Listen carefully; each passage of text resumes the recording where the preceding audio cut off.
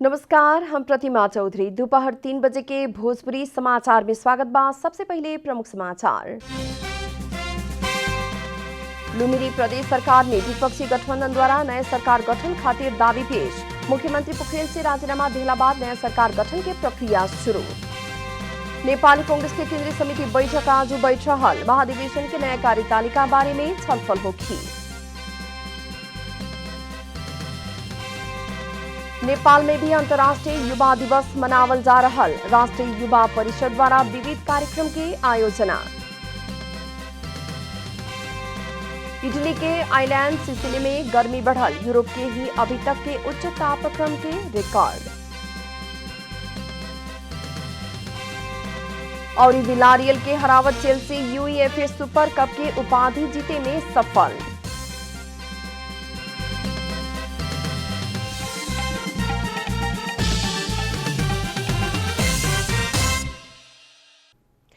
अब पूरा समाचार। लुम्बिनी प्रदेश सरकार में आज विपक्षी गठबंधन नया सरकार गठन खातिर दावी पेश कैले बा। संविधान के धारा 168 के उपधारा 2 बमोजिम 2 से ज्यादा दल के बहुमत पुगा के नया सरकार गठन खातिर दावी पेश करेला प्रदेश प्रमुख अमित शेरचन काल्हू 24 घंटा के समय देखे आह्वान कैले बानी। उहे मुताबिक 41 जने सांसद रहल नेपाली कांग्रेस, माओवादी केन्द्र, जनता समाजवादी पार्टी और राष्ट्रीय जनमोर्चा के गठबंधन नया सरकार खातिर दावी पेश कैल कांग्रेस प्रमुख सचेतक फखरुद्दीन खान जानकारी देहनी।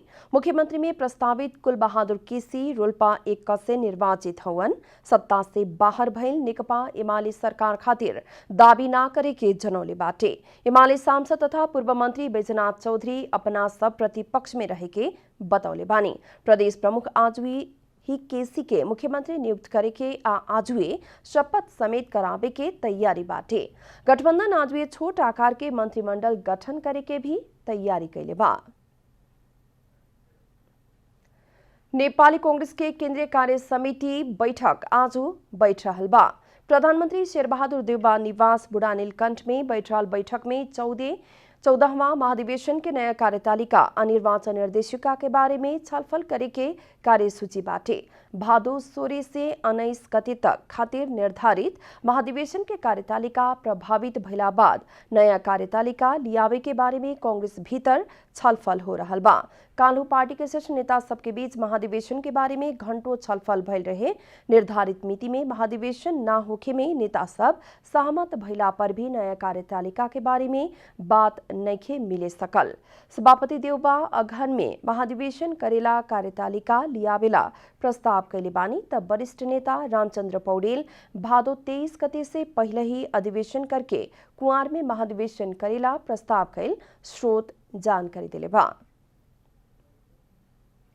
काठमांडू उपत्यका में आज रात 8 बजे से सार्वजनिक तथा निजी सवारी साधन संचालन के साथ ही सर्वसाधारण से आवत जावत करे के ना मिले किस्म से निषेधाज्ञा लागू कैल गेल बा। अगिला भादो 8 गते तक लागू कैल गेल ओ आदेश आज सवेरे 1 बजे से ही लागू भइल बा। अन्य ढुवानी के साधन तय कैल समय में संचालन कर सकल जाई। वही लेखा सर्वसाधारण भी 8 बजे से पहले ही आपन आपन गंतव्य में पुगे के पड़ी, अन्यथा कड़ा कार्रवाई करे के काठमांडू के प्रमुख जिलाधिकारी काली प्रसाद पराजुली जानकारी देहनी। अत्यावश्यक काम में प्रयोग होने वाला सवारी 24 घंटा संचालन हो सकी। पिछला 2 हफ्ता से उपत्यका में निषेधाज्ञा में कड़ाई करे के शुरू कैल गेल है। पिछला हफ्ता सेमिनार, गोष्ठी, बैठक वर्चुअल रूप में ही करे के निर्णय कैल गेल रहे। अन्य गतिविधि के संदर्भ में विगत में लागू भइल आदेश के यथावत राखल गेल बा। उपत्यका के तीनों जिला काठमांडू, ललितपुर और भक्तपुर के प्रमुख जिला अधिकारी सहित के बैठक से वो आदेश जारी करके बीएफए से लागू कैल गेल है। अन्य विभिन्न जिला में भी आदेश में कड़ाई करे के शुरू कैल गेल बा। स्वास्थ्य तथा जनसंख्या मंत्रालय द्वारा कोविड-19 के तेसरका लहर आ सके के चेतावनी भी दिहल गेल बा। सत्तारूढ़ दल नेपाली कांग्रेस के उपसभापति विजय कुमार गच्छदार संविधान त्रुटिपूर्ण रहल दावी करत ओके सही करे के काम के नेतृत्व कांग्रेस खुद करे पड़े के बतौले बानी। पूर्व उप प्रधानमंत्री समेत रहल गच्छदार आपन 50 बरिस के राजनीतिक इतिहास ही समाप्त करे किस्म से ललिता निवास प्रकरण के नाम में अख्तियार दुरुपयोग अनुसंधान से अपना ऊपर दुश्मनी करे के काम कैल अंततः संविधान में त्रुटि रहल उल्लेख करत ओ के सही करे के काम के नेतृत्व कांग्रेस खुदे करे पड़े के तर्क देहनी। बुध के विश्व आदिवासी दिवस के अवसर में पार्टी केंद्रीय कार्यालय सानिपा में आयोजित एक कार्यक्रम में गच्छदार संविधान निर्माण करेला महत्वपूर्ण योगदान पुगावे के अपना ऊपर ही संविधान के ही आड़ में दुश्मनी कैल काम तत्कालीन राज्य से कैल बताउनी हाँ। त्यति बेलाको कुनै राज्य कुनै संयन्त्र मसँग के दुश्मनी लिन खोज्यो अख्तियार आयोग अनुसन्धानको ताला बनाउने काम कसले गरेको हामीले पनि गरेको हुन्छ। अब यस्तो बनाइदिनु भएको छ कानुन बनाउनेहरू त्यसका चर्चा नगर्नु। गच्छदार अपना के वर्तमान संविधान निर्माण में महत्वपूर्ण भूमिका खेलल बात बार बार दोहरौले रहने। कार्यक्रम में कांग्रेस के सह महामंत्री डॉक्टर प्रकाश चरण महत, पार्टी के वरिष्ठ नेता रामचंद्र पौडेल पक्ष द्वारा सभापति शेरबहादुर देउबा ऊपर गलत संदेश देवी किस्म से प्रचार कैल कहत आपत्ति जनौले रहने। पार्टी सभापति देउबा हमेशा पद में रहे के खोजल संदेश देवी किस्म से बाहर प्रचारबाजी कैल गेल में उनकर आक्रोश रहे। सह महामंत्री महत पुरन के प्रतिनिधि से महाधिवेशन करे के बाद कैसे वैधानिक होगी कह के पौडेल पक्ष के सवाल भी कैनी हा। पुरन के प्रतिनिधि से पार्टी के केंद्रीय कार्य समिति चयन कैल जाओ कहे वाला पौडेल पक्ष के प्रस्ताव खुद में वैधानिक न होके के उनकर तर्क रहे। भोजपुरी समाचार में आप छोड़ विश्राम।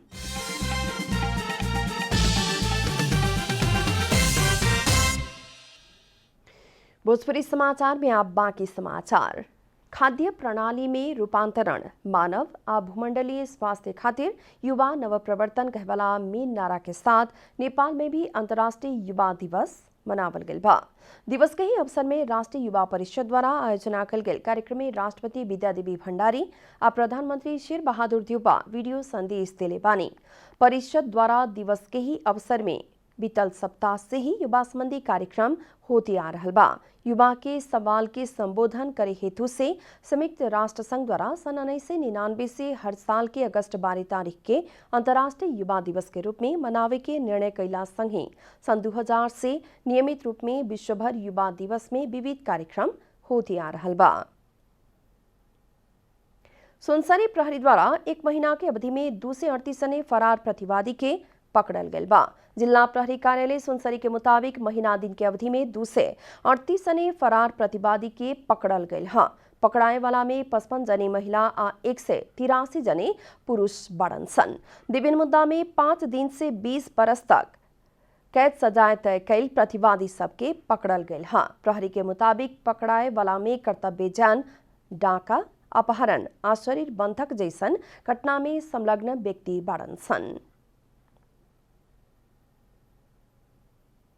2078 साल श्रावण 1 देखि यता आजको मितिसम्म 238 जना फरार अभियुक्तहरूलाई पक्राउ गरी जिल्ला अदालतमा पेश गरेको छ।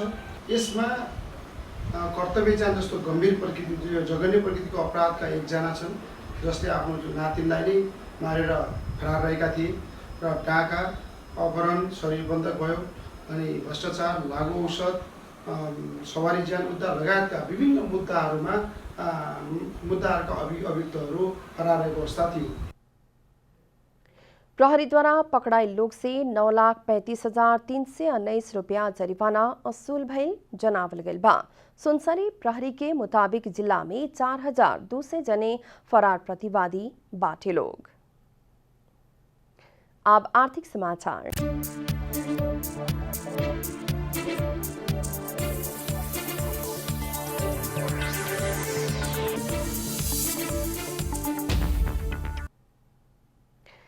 कोविड-19 विरुद्ध के खोप खरीद खातिर नेपाल सरकार और एशियाली विकास बैंक एडीबी के बीच 19 अरब 58 करोड़ रुपया बराबर के सहूलियतपूर्ण ऋण समझौता भइल बाटे।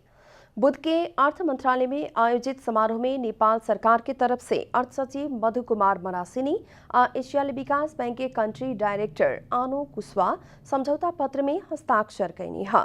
इस सहूलियत ऋण सहायता से 1,59,00,000 डोज कोविड विरुद्ध के खोप खरीद करके नेपाल सरकार के राष्ट्रीय खोप योजना के सहयोग पुगी। इससे 68 लाख जनसंख्या लाभान्वित होके के भी बतावल गइल बा। भोजपुरी समाचार में फिर छोट विश्राम।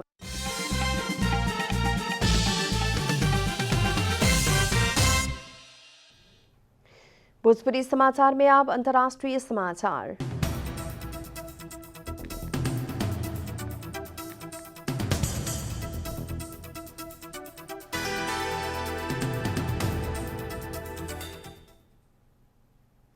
इटली के आइलैंड सिसिली में अत्यधिक गर्मी बढ़ के यूरोप के ही अभी तक के उच्च तापक्रम के रिकॉर्ड तोड़ गइल बा। सिसिली के तापक्रम 48.8 डिग्री सेल्सियस पहुंच गइल बा। विश्व मौसम संगठन WMO के मुताबिक अभी तक यूरोप में मापन भइल उच्च तापक्रम 48 डिग्री सेल्सियस है। लूसेफर नामक एंटी साइक्लोन के कारण इटली में अभी अत्यधिक गर्मी बढ़ल बाटे। अफ्रीका से आयल लूसेफर नामक गर्म हवा के कारण इटली में गर्मी बढ़ल जनावल गइल बा। उच्च वायुमंडलीय दबाव के चलते भूमरी बन के आगे बढ़ल बा। ये भूमर राजधानी रोम तरफ आगे बढ़ल आ अन्य शहर सब भी गर्मी के चपेटा में पड़े के चेतावनी दिहल गइल बा। क्षेत्रीय अधिकारी सबसे ओ तापक्रम यूरोप के ही उच्च रहल बतावल गइल बा। सन 1977 में ग्रीस के एथेंस में ओ तापक्रम मापन कइल गेल रहे। इटली के स्वास्थ्य मंत्रालय द्वारा गर्म हवा के ध्यान राखत विभिन्न क्षेत्र में उच्चता के चेतावनी जारी कइल गेल बाटे। गर्म हवा के कारण सिसिली, कालाब्रिया, पुगलिया सहित दक्षिण इटली में बंडहरा भी लागल बाटे। इहे बीच ग्रीस में लागल बंडहरा तीव्र गति के हवा के चलते गंभीर बनते जा रहल बा। जलवायु परिवर्तन के कारण अत्यधिक गर्मी खड़ेरी बढ़ल आ ओसे बंडहरा के सहयोग पुगल भी देखल गइल बाटे। आप खेलकूद समाचार।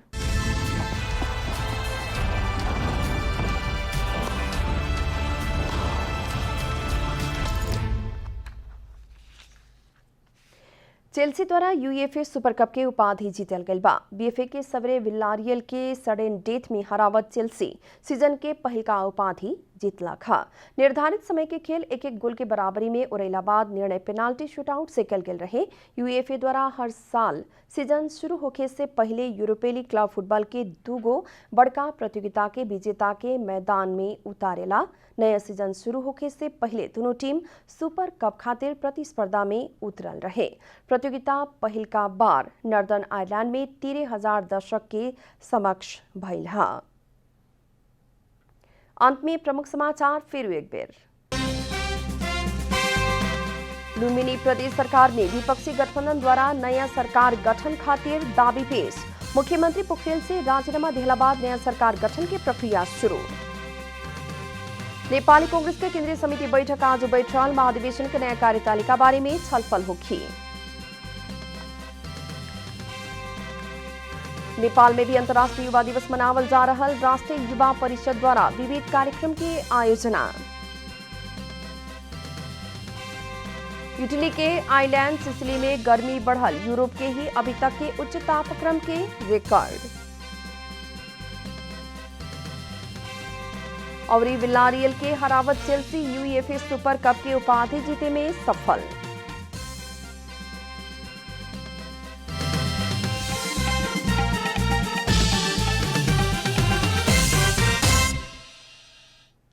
एक साथ भोजपुरी समाचार अभी खातिर इतना ही। जनता द्वारा जनता खातिर प्रसारित जनता टेलीविजन के कार्यक्रम सब अपने यूट्यूब, ट्विटर, फेसबुक हमने की वेबसाइट जनतासमाचार.com में भी पढ़ आ देख सकतानी लोग। सूचना में अपने के सहभागिता, समय में समाचार हमने के प्रतिबद्धता। नमस्कार।